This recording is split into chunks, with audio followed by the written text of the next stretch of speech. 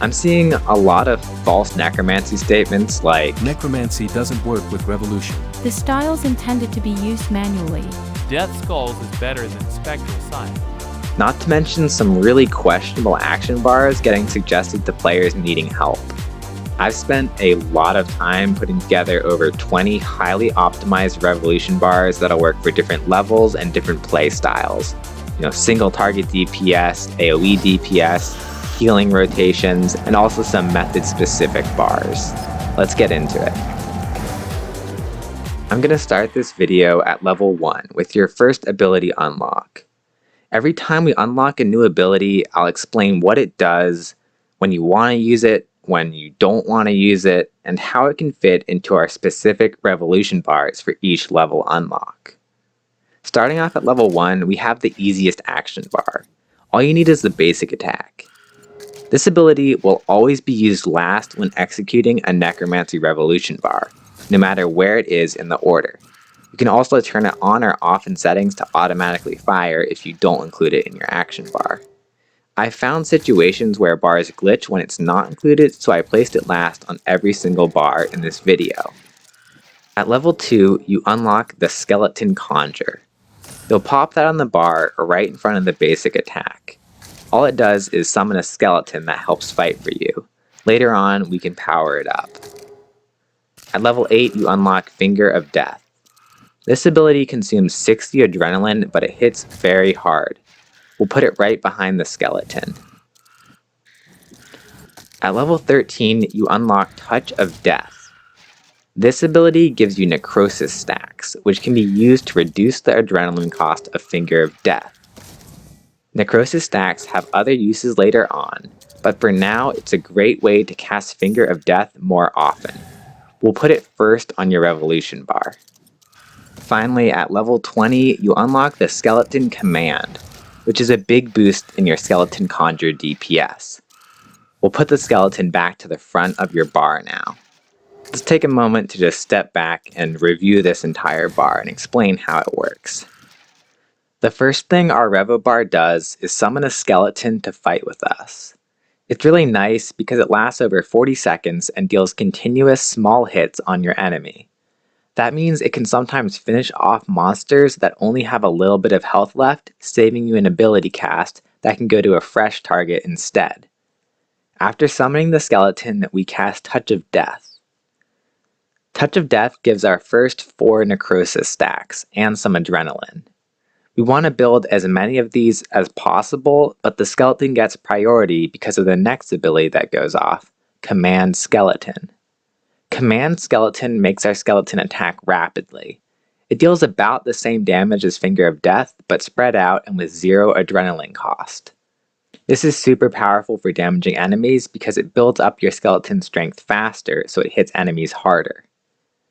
After you command the skeleton, your character will either use a Necromancy basic auto attack or cast Finger of Death if you have at least 20 adrenaline. Finger of Death is the only ability we have that consumes adrenaline at this point. It hits really hard, which is great for taking down enemies, but we don't prioritize it first. This is because you'll never end up at your adrenaline cap with this rotation. Command Skeleton is a better overall ability, so we want it going off as much as possible. Similarly, we want as many necrosis stacks as possible, so we put Touch of Death before Finger of Death. Besides that, the bar just casts basic attacks outside of cooldowns to give you additional damage. When you do have enough adrenaline, you'll cast a Finger of Death and do a big hit on your enemy. At level 28, you unlock Death Skulls. The ability is strong, but it uses all your adrenaline, and at this point, it actually isn't very useful in Necromancy Revolution bars.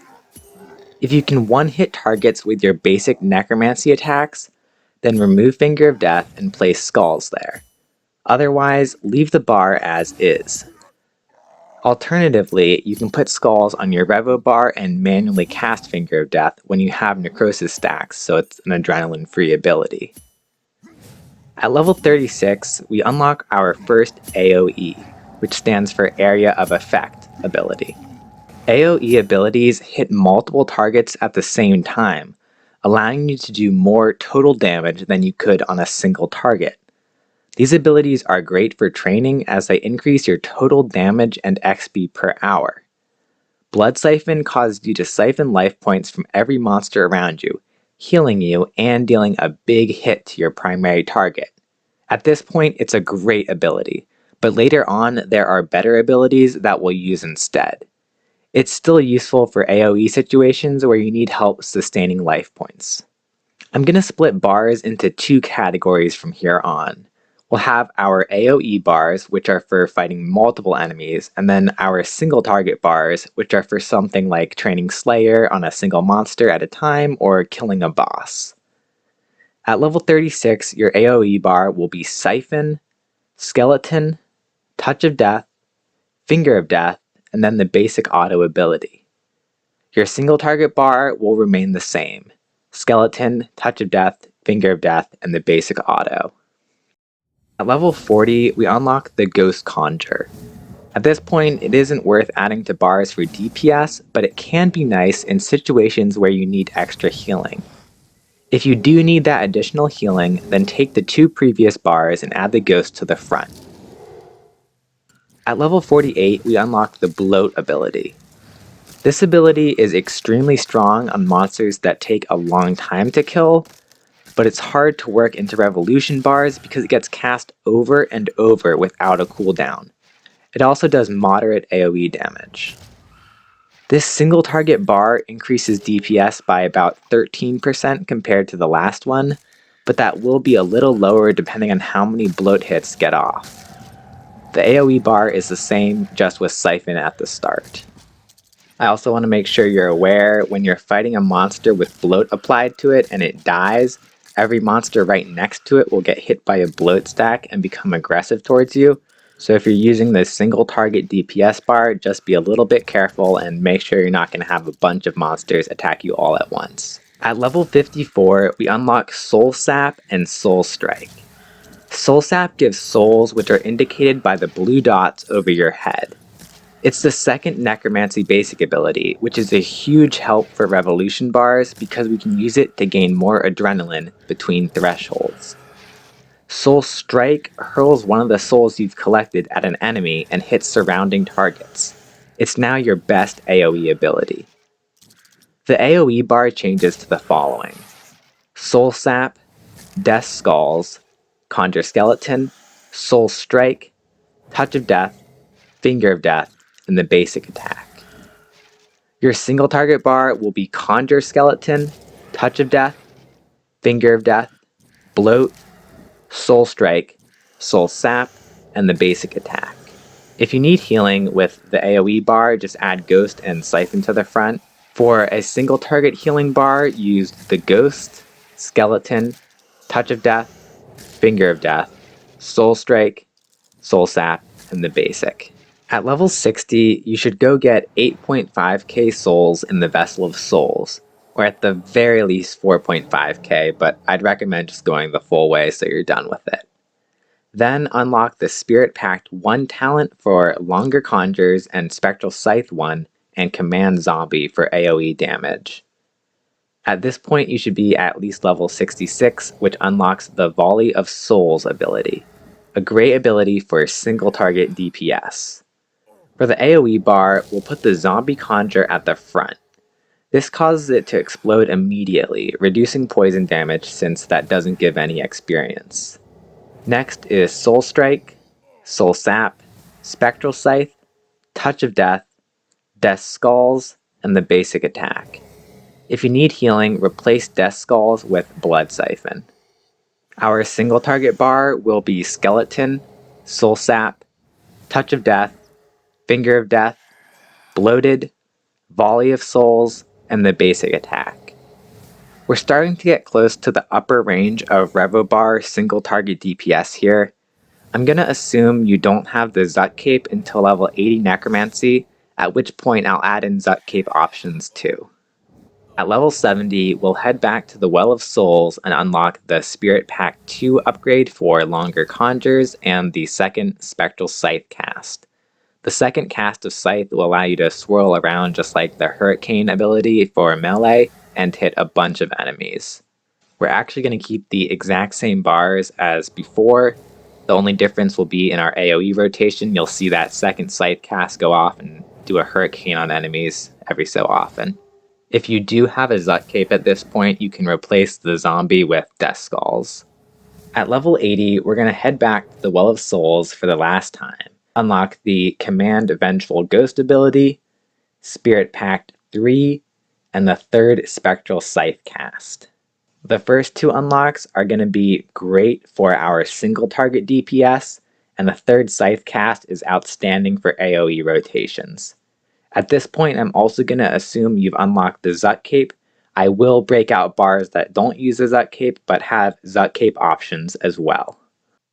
For the AoE bars, I'm going to assume you have Invigorating 4 on your armor. If you don't, but have Impatient and/or Fury of the Smalls, then add Touch of Death and Sacrifice at the end of each bar. The best overall AoE bar if you don't have the Zut Cape is Soul Strike, Spectral Scythe, Soul Sap, and the Auto Attack.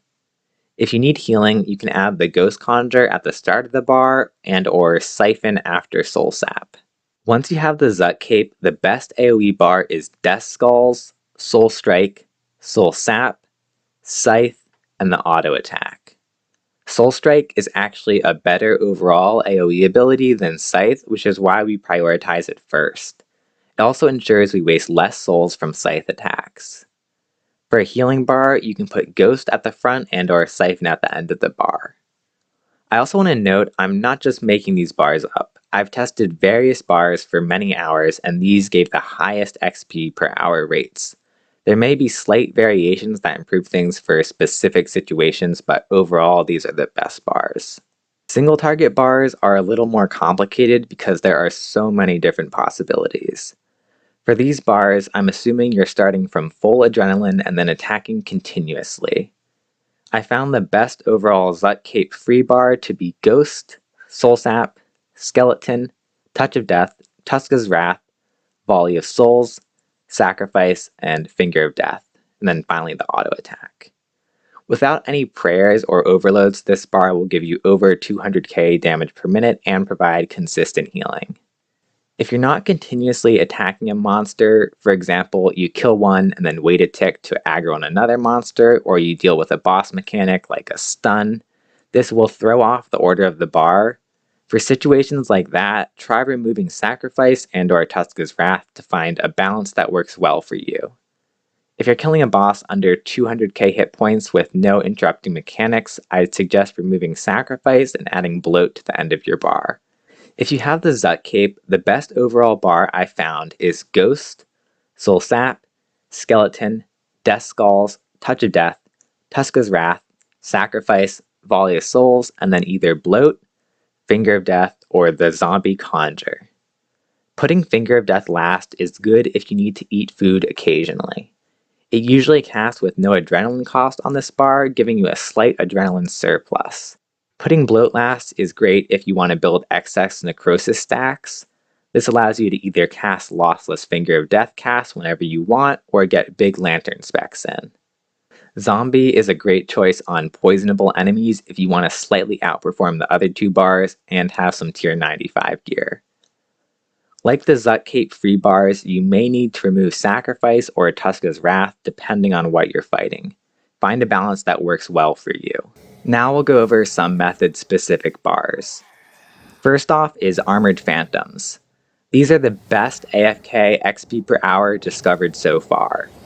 Using the non-healing Zut Cape AoE bar I found and aggro overloads, they're over 1.35 million XP per hour. No cannon required. I can put together a complete guide for these if you'd like, let me know in the comments. Another popular method is Abyssal Beasts. On the top end, they're slightly over 1.2 million XP per hour, but most players will get about 1 million plus. I strongly suggest doing Phantoms instead if you can, but Beasts are slightly better GP per hour and have a lower Slayer level requirement. The best casual bar for Beasts is Scythe, Soul Strike, Soul Sap, Siphon, and the Auto Attack. If you're having trouble staying alive, move Siphon in front of Soul Sap. If you're still having issues, then include the Darkness spell. It's actually possible to stay alive without using Siphon at all. The sweaty max XP per hour bar is Death Skulls, Soul Strike, Soul Sap, Scythe, and the auto attack. You'll need to include Darkness to sustain this without the Inspiration Aura, but should be fine without Darkness if using the Inspiration Aura and a proper setup. Next is God Wars Dungeon 1. AFKing God Wars Dungeon 1 using my guides gives better kills per hour than Necromancy can, but Necromancy is a great accessible way to AFK kills. I'd use the following bar at every boss for decent, consistent kills. This bar isn't perfectly optimized for every boss, but it will work on all of them. You'll need to pray Protect Melee at Bandos, but the other bosses you probably don't need prayer, depending on what your Necromancy gear and level is. Now, God Wars Dungeon 2. These bars are from the PVME Discord and are intended for full AFKing. Big shout out to the method testers there. You'll need to have the new runes and Bone Shield Conjure on to use the rotations with defensive abilities. I haven't seen rotation for Furies yet, but the single target bar should work okay, although it won't be AFK. Finally, some generic bossing revo bars. If you're resetting at War's Retreat between kills for relatively fast fights, I'd use this bar. If you're doing more prolonged fights and want to cast threshold abilities yourself, I'd use this revo bar to keep high adrenaline and consistent conjures. I'll include more specific rotations in future boss guides.